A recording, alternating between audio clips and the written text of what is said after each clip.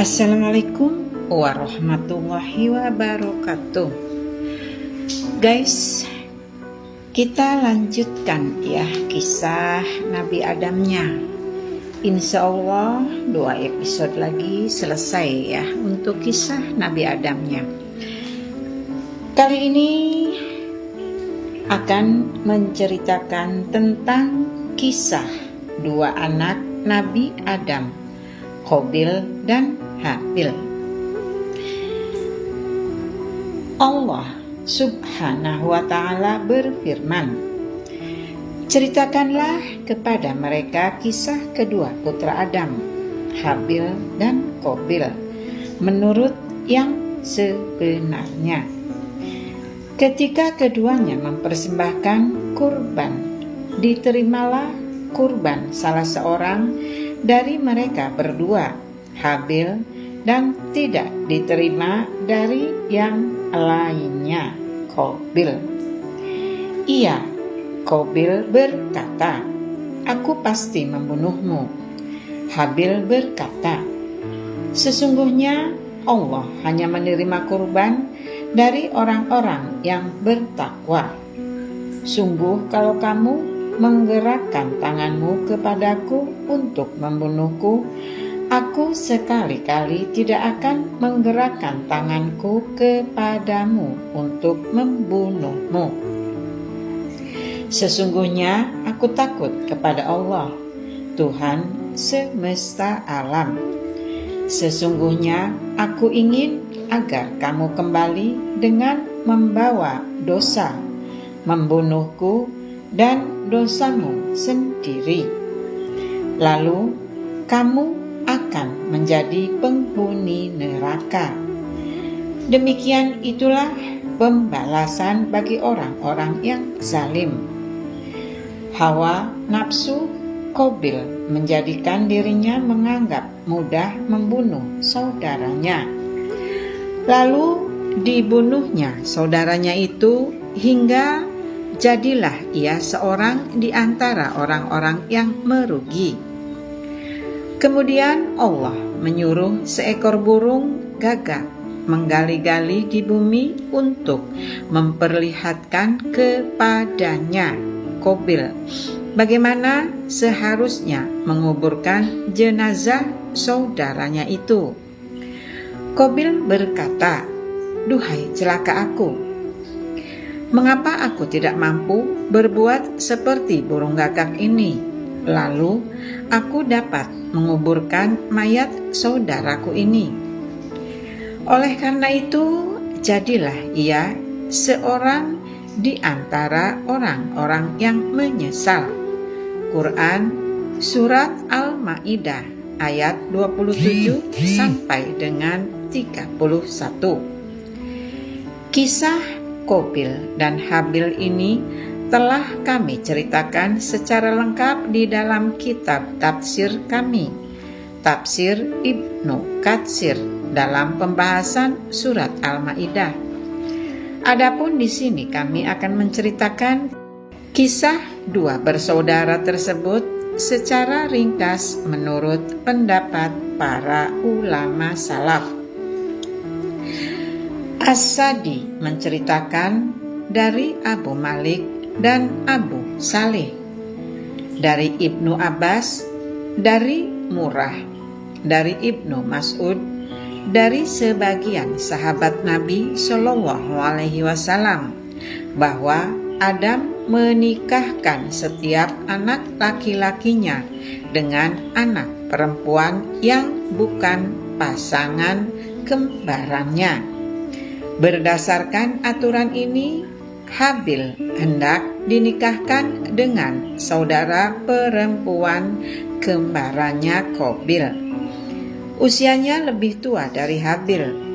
Perempuan pasangan kembarannya Qabil itu paling cantik di antara putri-putri Adam. Qabil pun berkeinginan untuk menikahi saudara perempuan kembarannya yang sangat cantik itu, dan bukan Habil yang menikahinya. Selanjutnya Adam alaihi salam memerintahkan Qabil untuk menikahkan saudari kembarannya itu dengan Habil, tetapi Qabil menolaknya. Pada akhirnya Adam memerintahkan kedua putranya itu untuk berkurban. Sementara itu Adam sendiri berangkat ke Mekah untuk menunaikan ibadah haji. Sebelum berangkat, Adam menitipkan penjagaan keluarganya pada langit, tetapi langit menolaknya. Beliau lalu menitipkannya pada bumi dan gunung, tetapi keduanya juga menolak. Alhasil, Qabil menyatakan kesanggupannya untuk menjaga keluarganya. Kedua anak Adam mempersembahkan kurbannya. Ketika Qabil dan Habil berangkat mempersembahkan kurban yang diminta oleh Adam berdasarkan perintah Allah, Habil mempersembahkan kurbannya berupa seekor kambing yang paling baik dan paling gemuk. Ia adalah seorang peternak. Adapun Qabil mempersembahkan kurbannya berupa hasil pertanian yang buruk. Ketika itu turunlah api yang menyambar kurban Habil sebagai pertanda diterimanya kurban Habil. Sementara itu api membiarkan begitu saja kurban milik Qabil sebagai pertanda kurbannya ditolak. Qabil marah seraya berkata kepada Habil, "Sungguh aku benar-benar akan membunuhmu hingga engkau tidak jadi menikahi saudari perempuan kembaranku." Habil menjawab, "Sesungguhnya Allah hanya menerima kurban dari orang-orang yang bertakwa." Ibnu Abbas juga meriwayatkan dari jalur riwayat lainnya dari Abdullah bin Amru. Abdullah bin Amru berkata, "Demi Allah, yang membunuh Habil adalah orang yang terkuat di antara dua kakak beradik itu, tetapi ia menahan diri dari perbuatan dosa dengan tidak menggerakkan tangannya, tidak melakukan perlawanan untuk membunuh saudaranya itu, Qabil." Abu Ja'far Al-Baqir meriwayatkan bahwa Adam merasa gembira karena kedua putranya telah melakukan kurban yang diterima kurbannya adalah Habil, sedangkan kurban Qabil ditolak. Berkaitan dengan hal ini, Qabil berkata kepada Adam, "Kurbannya Habil diterima karena engkau mendoakannya, tetapi engkau tidak mendoakan diriku. Padahal dua bersaudara itu sama-sama didoakan oleh Adam." Qabil membunuh Habil. Suatu malam, Habil melangkah dengan pelan-pelan. Karena itu, Adam mengutus Qabil untuk melihat apa yang membuat saudaranya itu melangkah dengan pelan-pelan. Ketika Qabil pergi, tiba-tiba Habil sudah ada bersamanya. Qabil berkata, "Kurbanmu diterima, sedangkan kurbanku tidak diterima." Habil menjawab, "Sesungguhnya Allah hanya menerima kurban dari orang-orang yang bertakwa." Qabil pun marah, lalu ia memukul Habil dengan besi yang ada padanya, hingga Habil meninggal dunia. Ada yang berpendapat bahwa Qabil membunuh Habil dengan batu yang ia lemparkan hingga mengenai kepala Habil. Saat itu Habil sedang tidur. Ada pula yang berpendapat bahwa Qabil mencekik leher Habil sekuat-kuatnya dan menggigitnya. sebagaimana yang dilakukan oleh binatang buas, sehingga Habil meninggal dunia seketika. Wallahu alam. Ketika Habil diancam dengan ancaman pembunuhan oleh Qabil, Habil berkata, "Sungguh, kalau kamu menggerakkan tanganku kepadaku untuk membunuhku, aku sekali-kali tidak akan menggerakkan tanganku kepadamu untuk membunuhmu. Sesungguhnya aku takut kepada Allah, Tuhan semesta alam." Quran Surat Al-Ma'idah ayat 28. Hal ini menunjukkan kemuliaan akhlak Habil dan rasa takutnya kepada Allah Subhanahu wa ta'ala. Ia sama sekali tidak mau membalas kejahatan yang telah dilakukan oleh saudaranya itu terhadap dirinya. Oleh sebab itu, di dalam kitab Asy-Syahihain, Sahih Bukhari dan Muslim, disebutkan bahwa Rasulullah Shallallahu Alaihi Wasallam bersabda, "Apabila dua orang Muslim berhadapan dengan pedang, pembunuh dan yang terbunuh ada di dalam neraka. Mereka, para sahabat Nabi Shallallahu Alaihi Wasallam berkata, "Wahai Rasulullah, ia yang membunuh pantas masuk neraka. Lalu bagaimana dengan yang terbunuh?" Beliau menjawab, "Sesungguhnya ia ingin membunuh kawannya juga." Hadis riwayat Bukhari dan Muslim. Firman-Nya, "Sesungguhnya aku ingin agar kamu kembali dengan membawa dosa membunuhku dan dosamu sendiri, lalu kamu akan menjadi penghuni neraka, dan yang demikian itulah pembalasan bagi orang-orang yang zalim." Quran Surat Al-Ma'idah ayat 29. Maksudnya, sesungguhnya aku, Habil, tidak berkeinginan untuk membunuhmu, meskipun aku lebih bertenaga dan lebih kuat darimu, wahai Qabil. Engkau sendirilah yang akan menanggung dosa pembunuhan terhadap diriku dan dosa-dosamu sendiri yang pernah engkau lakukan sebelum ini. Demikianlah pendapat yang dikemukakan oleh Mujahid, As-Sadi, Ibnu Jarir, dan ulama lainnya. Hal ini tidak berarti dosa-dosa orang yang terbunuh otomatis akan berpindah kepada orang yang membunuhnya, sebagaimana anggapan sebagian orang. Sesungguhnya Ibnu Jarir menceritakan suatu ijma, kesepakatan ulama yang kontradiktif dengan pendapat tersebut.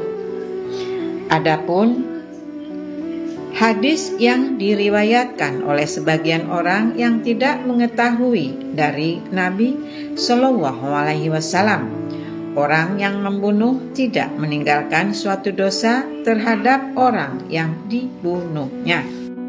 Hadis tersebut tidak mempunyai sumber dasar yang jelas. Hadis tersebut sama sekali tidak dikenal di dalam kitab-kitab hadis, baik dengan sanad yang sahih, hasan, baik maupun doif, lemah.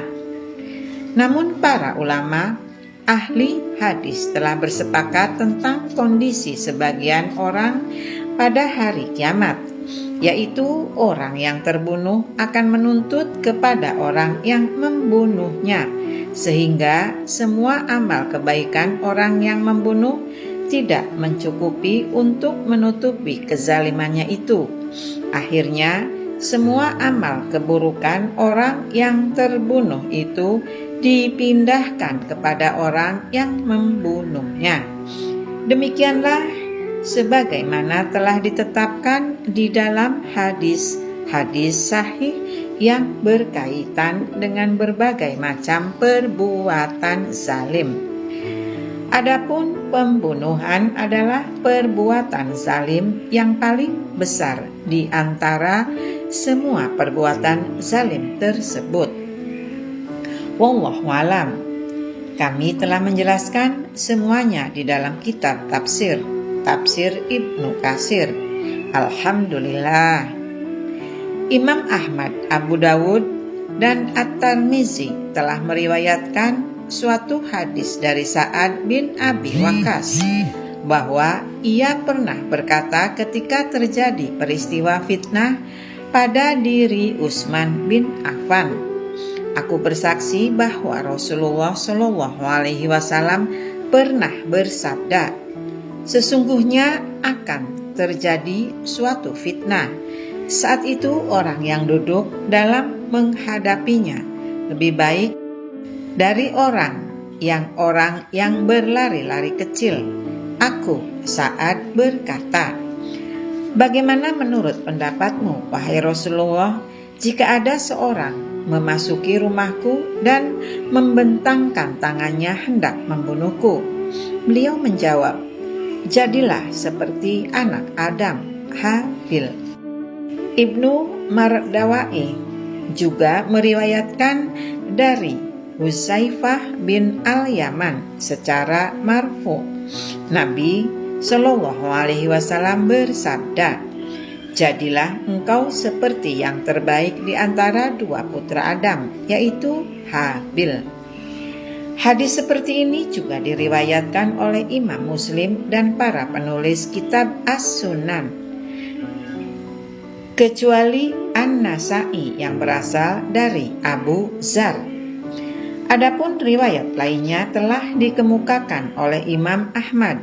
Ia berkata, Abu Muawiyah dan Waqi telah menceritakan kepada kami. Keduanya berkata, Al-Amas telah menceritakan kepada kami dari Abdullah bin Murrah. Dari Masruq dari Ibnu Mas'ud, ia berkata bahwa Rasulullah Shallallahu Alaihi Wasallam bersabda, "Tidak ada seorang pun yang dibunuh secara zalim kecuali anak Adam yang pertama.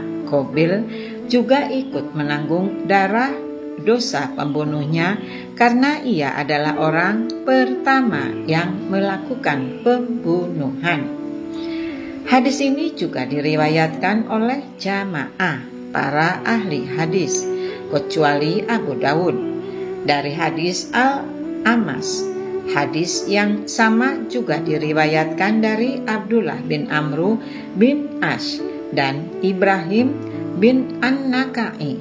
Kedua perawi ini mengatakan hal yang sama.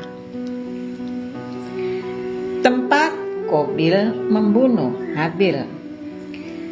Bagian selatan Damaskus, tepatnya di Gunung Kasyun, terdapat sebuah gua yang dinamakan Gua Darah, Magarah Dam. Gua ini dikenal sebagai tempat Qabil membunuh Habil. Tempat ini ditemukan oleh ahli kitab. Tentang kebenarannya hanya Allah yang Maha Tahu. Al-Hafiz Ibnu Asakir menyebutkan di dalam biografi Ahmad bin Katsir yang menurut Ibnu Asakir ia termasuk orang saleh, bahwa ia, Ahmad bin Katsir, pernah bermimpi melihat Nabi, Abu Bakar, Umar, dan Habil. Ia meminta Habil untuk bersumpah bahwa itu adalah darahnya.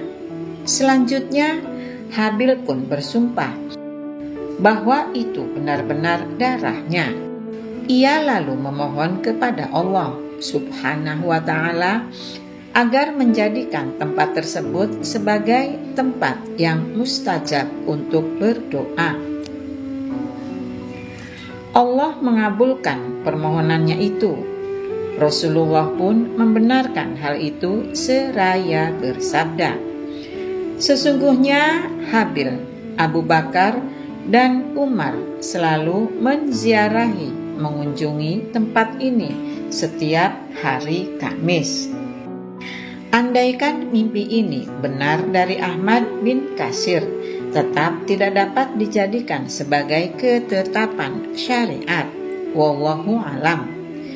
Firman Allah Subhanahu wa Ta'ala, kemudian Allah menyuruh seekor burung gagak menggali-gali di tanah untuk memperlihatkan kepadanya Qabil bagaimana seharusnya menguburkan mayat saudaranya. Qabil berkata, "Duhai, celaka aku. Mengapa aku tidak mampu berbuat seperti burung gagak ini, lalu aku dapat menguburkan mayat saudaraku ini?" Oleh sebab itu, jadilah ia Qabil seorang di antara orang-orang yang menyesal. Quran Surat Al-Ma'idah ayat 31. Sebagian ulama menyebutkan bahwa setelah Qabil membunuh Habil, ia memanggul jenazah saudaranya itu di atas punggungnya selama 1 tahun. Sebagian ulama lainnya menyebutkan bahwa ia memanggulnya selama 100 tahun.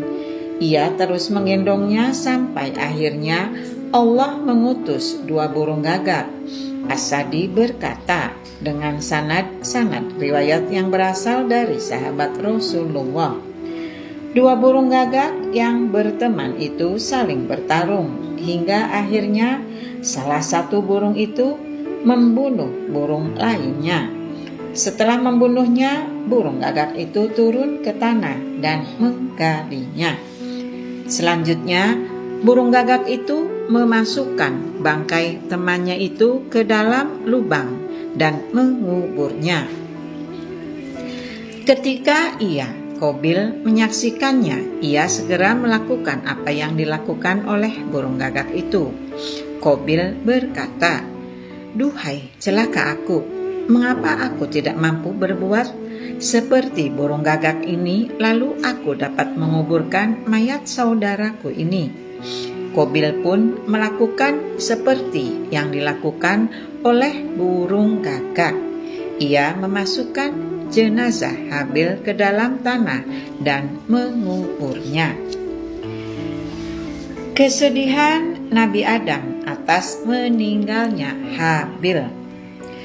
Para ahli sejarah dan sirah menjelaskan bahwa Adam sangat bersedih atas wafatnya Habil dengan kesedihan yang sangat mendalam.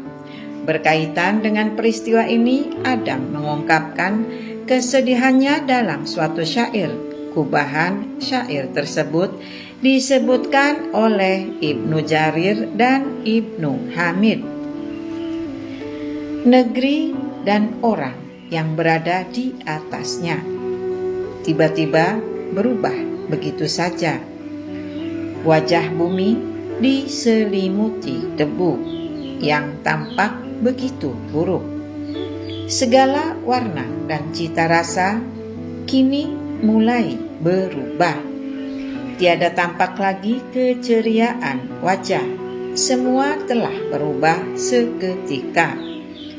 Pembangkangan Qabil telah mematikan semuanya, hingga kehidupan seperti mayat yang disembelih. Lalu tampaklah kulit luarnya di sana yang terlihat ketakutan dan menjerit dalam perih. Syair ini diperselisihkan kebenarannya. Sesungguhnya Adam mencurahkan isi hatinya atas kematian Habil dengan bahasanya sendiri. Selanjutnya orang-orang menuliskannya dalam bentuk syair seperti itu dan syair-syair lainnya. Wallahu a'lam. Mujahid menyebutkan bahwa Qabil mendapat azab yang disegerakan setelah membunuh Habil. Betisnya menyilang dan menggantung pada pahanya. Wajahnya selalu mengarah dan tertuju pada matahari kemanapun matahari berputar.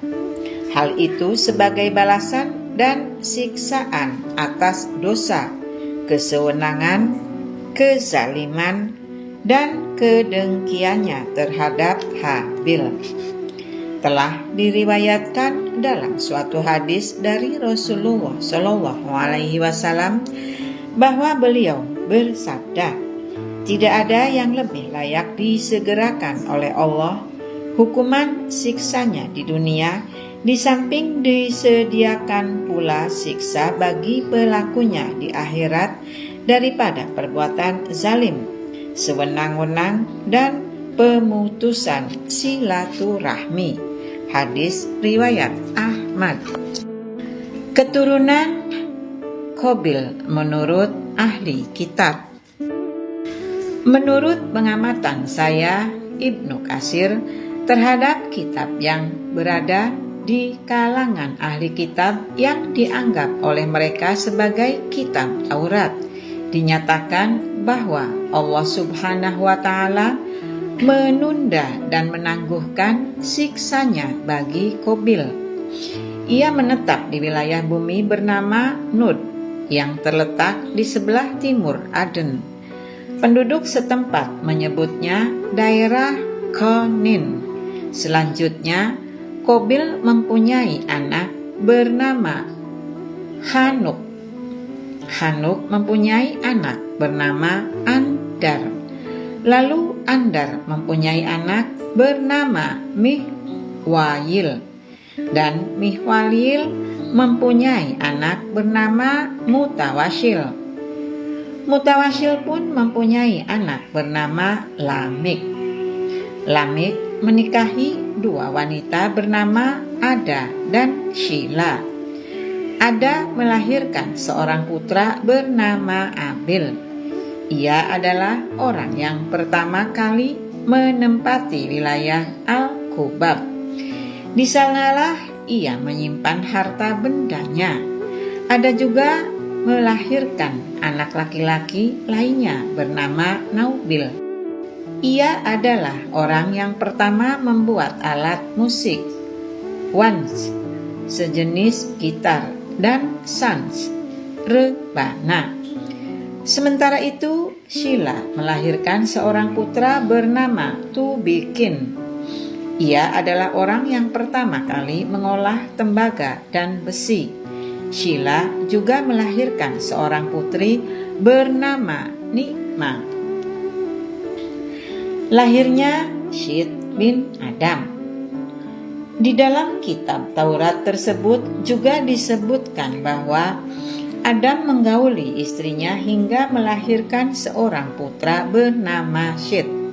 Syed kemudian mempunyai seorang putra bernama Anwash. Para ahli kitab mengatakan bahwa umur Adam ketika Syed dilahirkan adalah 130 tahun. Setelah itu, Adam menjalani hidupnya selama 800 tahun. Adapun umur Syed ketika Anwash lahir adalah 165 tahun. Setelah itu, Syed menjalani hidupnya selama 807 tahun. Selain Anwash, Syed juga mempunyai beberapa putra dan putri lainnya.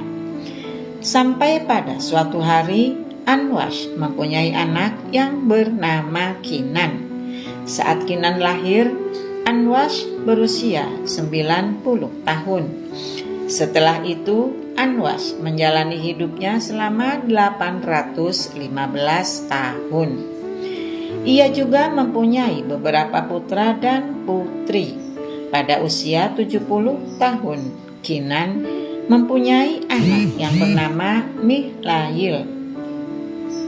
Setelah itu, ia menjalani hidupnya selama 840 tahun dan mempunyai beberapa putra dan putri lainnya. Ketika Mihlayil berusia 65 tahun, ia dikaruniai anak yang bernama Yurad. Setelah itu, Mihlayil menjalani hidupnya selama 800 tahun dan dikaruniai beberapa putra dan putri lagi. Ketika Yurad berusia 162 tahun, ia mempunyai anak bernama Hunuk. Setelah itu, Yurad hidup selama 800 tahun dan mempunyai beberapa putra dan putri lagi. Ketika Hunuk berusia 65 tahun, ia dikaruniai seorang putra bernama Matwasalah. Setelah itu Hunuk hidup selama 800 tahun dan dikaruniai beberapa putra dan putri lagi. Ketika Matwasalah berusia 187 tahun, ia dikaruniai seorang anak bernama Lamik. Setelah itu Matwasalah hidup selama 782 tahun dan dikaruniai beberapa putra dan putri lagi. Ketika Lamik berusia 182 tahun, ia dikaruniai anak bernama Nuh. Setelah itu Lamik hidup selama 595 tahun dan dikaruniai beberapa putra dan putri lagi. Selanjutnya ketika Nuh berusia 500 tahun, ia dikaruniai beberapa putra yang bernama Syam, Ham, dan Yafis. Demikianlah keterangan ini disebutkan dengan jelas dari kitab mereka, Taurat. Sejarah tentang hal tersebut sebenarnya berasal dari langit, wahyu yang terjaga kemurniannya. Namun, dikarenakan beberapa hal, sejarah tersebut perlu dikritisi sebagaimana dikatakan oleh sebagian besar ulama yang mendalami masalah itu. Secara eksplisit, sejarah yang telah disebutkan itu telah terkontaminasi. Mereka ahli kitab banyak melakukan penambahan dan penafsiran. Di dalamnya banyak terdapat kekeliruan sebagaimana yang akan kami jelaskan pada pembahasan berikutnya, insyaallah ta'ala. Jumlah anak Adam. Imam Abu Ja'far bin Jarir menyebutkan sebagian penjelasan sejarah di dalam kitab tarikhnya, Hawa melahirkan anak-anak keturunan Adam sebanyak 40 anak dengan 20 kali kehamilan. Pendapat yang sama juga dikemukakan oleh Ibnu Ishaq dengan menyebutkan semua nama anak-anak Adam tersebut. Wallahu alam. Ada juga yang mengatakan bahwa Hawa mengandung hamil sebanyak 120 kali. Setiap kali hamil, ia melahirkan 2 anak kembar, laki-laki dan perempuan. Putra pertamanya bernama Kobil, dengan kembaran putri sulungnya bernama Kalima. Adapun putra bungsunya bernama Abdul Mughis, dengan kembaran putri bungsunya bernama Ummul Mughis. Setelah itu, bertebaranlah anak-anak keturunan Adam dan Hawa di muka bumi dan jumlahnya terus-menerus bertambah banyak. Hal ini sebagaimana dijelaskan di dalam firman Allah Subhanahu wa ta'ala.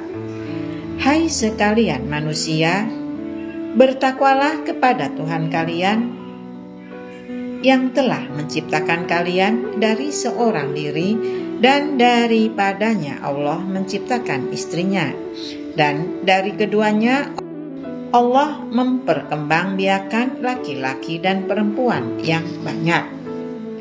Quran Surat An-Nisa ayat 1. Para ahli sejarah menyebutkan bahwa Adam tidak wafat sebelum beliau menyaksikan anak-anak dan cucu-cucunya yang semuanya berjumlah 400.000 jiwa.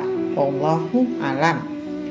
Allah Subhanahu wa ta'ala juga berfirman, Dialah yang menciptakan kalian dari diri yang satu, dan darinya Dia menciptakan pasangannya agar ia merasa senang kepadanya.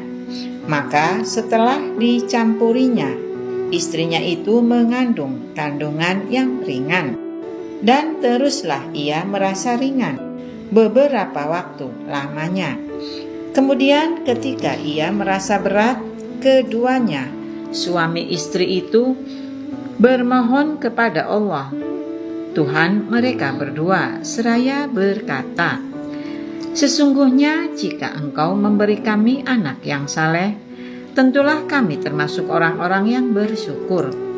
Ketika Allah memberi kepada keduanya seorang anak yang sempurna, keduanya menjadikan sekutu bagi Allah terhadap anak yang telah dianugerahkannya kepada keduanya itu, maka Maha Tinggi Allah dari apa yang mereka persekutukan. Quran Surat Al-A'raf 189 sampai dengan 190. Ayat di atas memberikan informasi, pertama-tama dengan menyebutkan Adam. Selanjutnya menyebutkan anak-anak keturunannya. Dengan demikian, maksud ayat di atas bukan khusus menyebutkan Adam dan Hawa, melainkan menyebutkan sesuatu yang terjadi pada setiap insan dari kalangan manusia, sebagaimana dijelaskan di dalam firman Allah Subhanahu wa Ta'ala. Dan sesungguhnya kami telah menciptakan manusia dari suatu saripati berasal dari tanah. Kemudian kami jadikan saripati itu air mani yang disimpan dalam tempat yang kokoh, rahim. Quran Surat Al-Mu'minun ayat 12 sampai dengan 13. Allah Subhanahu wa Ta'ala juga berfirman, "Sesungguhnya kami telah menghiasi langit yang dekat dengan bintang-bintang, dan kami jadikan bintang-bintang itu alat-alat pelempar setan." Quran Surat Al-Mulk ayat 5. Sebagaimana dimaklumi, pelemparan terhadap setan-setan itu bukanlah dengan bintang-bintang di langit, melainkan dengan sejenis batu-batu khusus yang merupakan bagian dari bintang-bintang tersebut. Adapun hadis yang diriwayatkan oleh Imam Ahmad disebutkan, Abdus Somad telah menceritakan kepada kami, Umar bin Ibrahim telah menceritakan kepada kami, Qatadah telah menceritakan kepada kami, dari Al-Hasan, dari Samurah, dari Nabi Shallallahu Alaihi Wasallam, beliau bersabda, ketika Hawa mengandung, iblis mengelilinginya. Sama sekali tidak ada anak Hawa yang bertahan hidup. Iblis pun berkata, "Berilah ia nama Abdul Haris." Selanjutnya Hawa memberi nama anaknya Abdul Haris. Ia tetap bertahan hidup. Hal yang demikian ini merupakan wahyu dan perintah dari setan. Hadis riwayat Ahmad dan Tirmizi. Demikianlah hadis di atas diriwayatkan oleh At-Tirmizi, Ibnu Jarir, Ibnu Abu Hatim, dan Ibnu Mardawai di dalam tafsir mereka berkaitan dengan ayat tersebut. Hadis ini juga diriwayatkan oleh Al-Hakim di dalam kitab Mustadraknya. Semua riwayat tersebut berasal dari hadis Abdus Somad dan Abdul Waris. Selanjutnya Al-Hakim berkata, sanad-sanad hadis ini sahih, tetapi keduanya Bukhari dan Muslim tidak meriwayatkannya. Sementara itu At-Tirmizi berkata, hadis ini hasan garib yang tidak dikenal kecuali dari hadis Umar bin Ibrahim. Sebagian ahli hadis meriwayatkan hadis ini dari Abdus Somad yang riwayatnya tidak sampai kepada Nabi. Hadis ini mengandung ilat atau cacat yang mencemarinya, yaitu diriwayatkan secara mauquf, terhenti pada para sahabat. Akan tetapi yang jelas hadis ini diadopsi dari kisah-kisah Israiliyat. Demikian pula hadis ini diriwayatkan secara mauquf dari Ibnu Abbas.